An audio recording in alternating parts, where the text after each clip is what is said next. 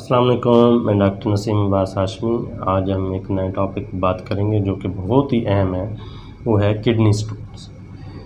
Kidney stones की अगर हम टाइप्स की बात करें तो इसमें सबसे ज़्यादा जो बनती हैं वो कैल्शियम ऑक्सलेट की, जो कि तकरीबन 80% कैल्शियम ऑक्सलेट की स्टोन बनती हैं। इसके अलावा यूरिक एसिड की होती हैं, कुछ इन्फेक्टिव स्टोन्स होती हैं जो इन्फेक्शन की वजह से, यूटीआई की वजह से बनती हैं, कुछ सिस्टाइन होती हैं।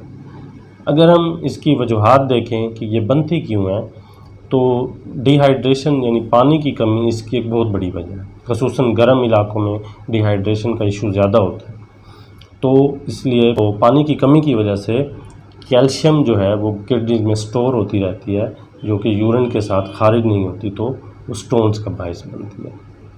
इसके अलावा जो लोग प्रोटीन्स का ज़्यादा इस्तेमाल करते हैं, गोश्त, चिकन, दालें, मछली, कैल्शियम की मेडिसिन बहुत ज़्यादा लेते हैं, साग, चॉकलेट, भिंडी, चावल और विटामिन सी का इस्तेमाल अगर बहुत ज़्यादा करते हैं, जैसे गर्मियों में लोग विटामिन सी के साशे बहुत ज़्यादा पीते हैं बग़ैर डॉक्टर की हिदायत के, तो ऐसे लोगों में भी स्टोन्स के चांसेस ज़्यादा होते हैं।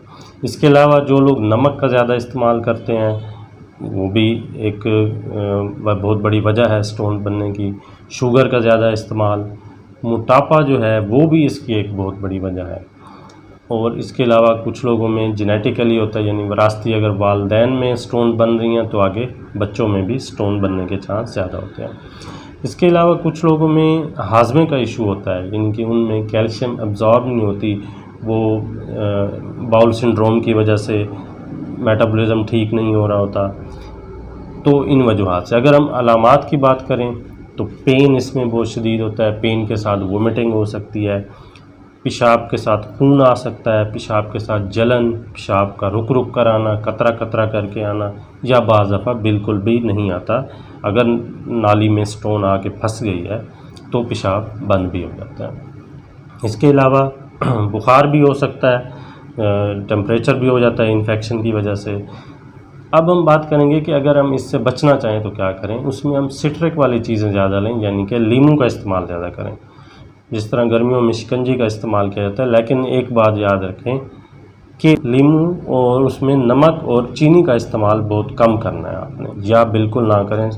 सादा पानी में लीमू निचोड़ कर आप ले सकते हैं। पानी का इस्तेमाल ज़्यादा से ज़्यादा करें, तकरीबन 3 से 4 लीटर आप पानी डेली का पिएँ, ताकि यूरिन भी आपको ज़्यादा आए। इस तरह स्टोन जो होती है वो खुद ब खुद डिज़ॉल्व होकर भी बाज़ दफ़ा निकल जाती है। एक्सरसाइज करें, मामूली सी एक्सरसाइज करें, थोड़ी सी रनिंग करें, तो उससे भी स्टोन निकलने के चांसेस बहुत ज़्यादा होते हैं। अगर हम ट्रीटमेंट की बात करें तो मशहूर ज़माना होम्योपैथिक ट्रीटमेंट किडनी स्टोन के लिए बहुत ही बेस्ट है, ब्लैडर स्टोन हो चाहे, लेकिन इसमें आपने सेल्फ मेडिकेशन नहीं करनी, अपने होम्यो कंसल्टेंट के मशवरे से अद्वियात ले सकते हैं। उसमें चंद अद्वियात के नाम मैं ले लेता हूँ, जो कि थूजा बहुत अच्छी दवाई है, बर्बरिस वल्गरिस, कैंथ्रेस, लाइकोपोडियम, ओसीमम का। तो किडनी के मामले में आपने सेल्फ मेडिकेशन बिल्कुल नहीं करनी, अपने होम्यो कंसल्टेंट से मशवरा करके उसकी मेडिसिन की डोज़ आप बनवा कर ले सकते हैं।